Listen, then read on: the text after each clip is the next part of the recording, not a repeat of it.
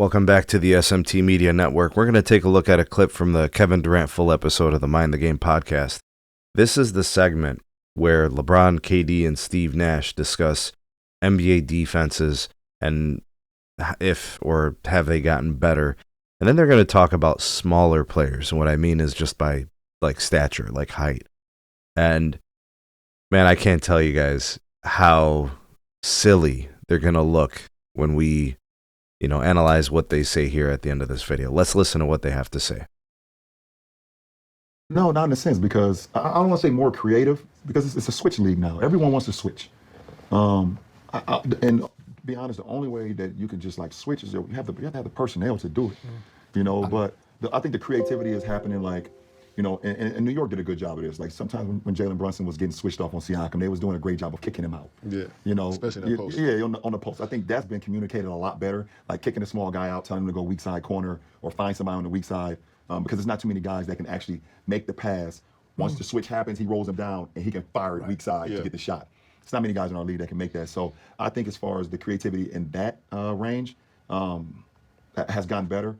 But defense is always boiled down to just like fucking talking. Yeah. Right. But you can make up a lot of shit by just talking through it too. I would almost flip it. It's not the defense. Maybe defensive involved, now offenses have challenged them more. Yeah, challenged them more. Challenged them more. These Definitely. days. New solutions, playing fast. Yeah. Shooting the ball from farther. Like, you watch clips from 15, 20 years ago, like almost everybody's inside the three-point line. Everybody. Yeah, I mean, 15, 20 years ago, shit, I was in the league. I thought you were about to say some shit about the 90s. Only one of us was in the I'm league. down with the 90s. That team, that 90s bled into the early 2000s. They though. did. That was the same They type did. of ball. They did. There's probably one three-point shooter on every team. Bro, Two by the way, three-point shooters. if that. That's why Sacramento was so damn good. They had a lot early on. ahead of their time. Yeah, they were ahead of their time. I mean, Bid was shooting a three. Stoyaka was shooting a three. Bobby Jackson come off the bench shooting a three. Vlade from time to time will pop. Brad Miller will pop. C. Webb used to pop a little bit. That's what made them so damn dynamic. Oh, the irony. The guy who always talks about the 90s and the early 2000s and how it was this antiquated way of playing basketball. And of course, we done with the 90s. But he's naming players and teams that paved the way for new dynamics and offenses in the NBA. Oh, the irony. Let's continue. Because they were so far ahead of their time. And then they showed up. Yep. And when they showed up, it's changed the game. Well, Nelly too in Dallas, y'all played that way. Nelly Y'all play fast? He liked to play fast, but he also liked to play 2 or 3 minutes off the elbow. Because in the elbow, the weak side is in a bind, right? And that's why we play delay now. The ball's a lot of 5 out. But on the elbow, if you're the weak side, he can still hit your guy. So he always knew that put pressure on you. So if you want to come, that's a one pass. Wherever it's on the wing, it's got to be a swing, or a skip. So I think he used to like try to distort the defense like that. But even those Suns teams, like we think about them now, played so fast and shot a bunch of threes. Yeah, Not true. Not true. Like I can't remember what year we beat the Spurs in San Antonio to tie the series 2-2. I think it might have been the game Robert Horry body checked me the thing. I think if it was that game, we made 5 threes. 5, and we're supposed to be a run and gun team, right? Like we should have shot 35 threes or 40 threes. So we look back with tinted glasses, right? Like it's a slow evolution. Now I feel like things are starting to change quickly. It's like the tech industry almost. There's so much information now. And it's all personnel too, but just like the tech industry, some people try it and they can't even get to it. They can't get to that capacity. They don't have the resources. You got to have the personnel in our league too.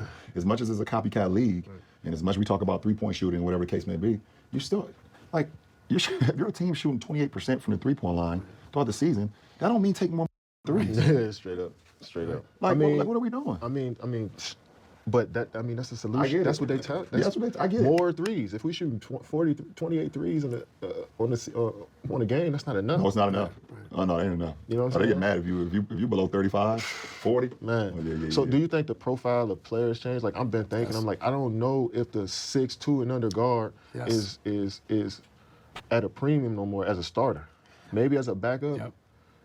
But you have to be. We just talked about this the last match. It's gotten compressed. It has. Right? It's compressed. It has. It's that like either Donovan Mitchell, Drew Holiday 6'3", or Lou 6'4", Lou Dort, Yeah. or it's not. You got to be. You can't get picked on defense. That's the thing, because we play such a pick-on game that they will really, literally, if you can't guard, they will bring you up every play. Time. Yeah. And if you're 6 foot, 6'1", and you're not a bulldog like a Davion Mitchell, Drew Holiday's.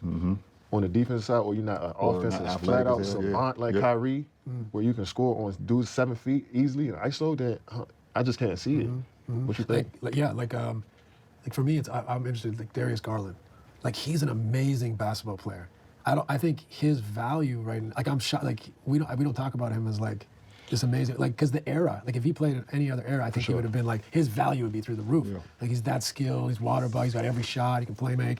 But there's an era where it's like, okay, we also have to help that dude out defensively all the time.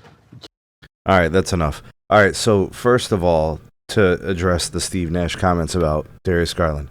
Darius Garland is an all-star. The entire league respects him. They know exactly who he is and what he does. There may be some casual fans who don't really know him because he's quiet, maybe because he's overshadowed by Donovan Mitchell, who is a flashier player with respect to dunks and other things, right? The casual fan. But there's nobody around the league who doesn't appreciate what Darius Garland brings to the table. Anybody who watches hoops closely with a mastery type of eye knows that Darius Garland is an absolute wizard. Everybody knows that. So, okay, good for you, Steve Nash. You think you found the needle in the haystack. Good for you. Now, the thing here about the smaller player, we just watched an NBA Finals that was dominated by guards. TJ McConnell was a menace. Tyrese Halliburton, SGA, the league MVP, a small-statured guard. Not a small guard, but a smaller player, right? He's not a 7-foot small forward like Kevin Durant. He's not 6'8", 7,000 pounds like LeBron, whatever the hell they say the metrics. SGA, unassuming. He's just a skillful player, right? Lou Dort is a guard. J-Dub plays a guard position. Benny Mathurin and Neesmith and all these guys, Aaron Neesmith, these guys are all guards, with the exception of like Pascal Siakam, who's definitely not a guard. He's a forward for sure. I mean, who is really, who are the most impactful players of those NBA Finals? Alex Caruso was terrorizing the whole NBA playoffs, including him defending the former MVP of the league and champion, Nikola Jokic. So what these guys are saying, this is not an anomaly. The better, if you look at the top teams that were left in both conferences, by the way, the Lakers were out in the first round. By the way, the Suns didn't even make the play-in.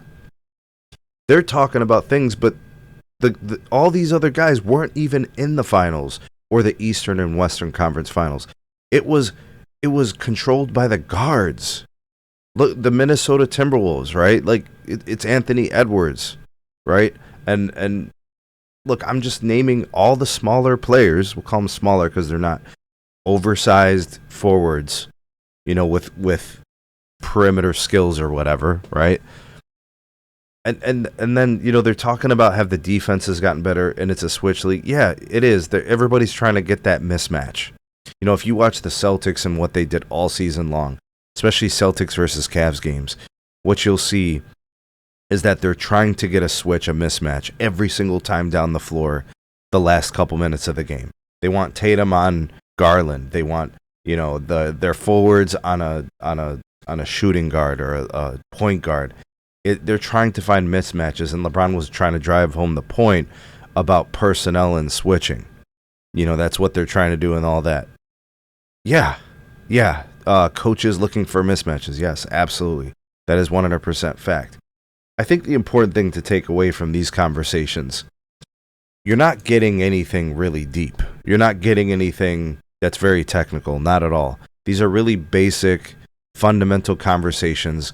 I hope for a casual fan who's looking to learn more and get some insight from some former star players, that sort of thing. It's cool. It's good.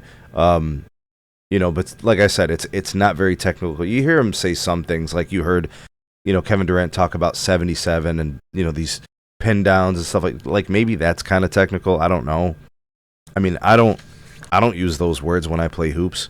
I don't use those words when I talk to my teammates about rotations on defense and assignments and how to play defense. I don't do that, but maybe that's important to some. But that's kind of my take on this. And did they really answer the question of if NBA defenses have gotten better?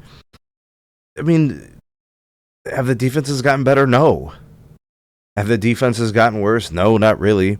It's just unfortunate that some of the star players that we see today don't play defense, so it makes us think that the teams aren't good defensively.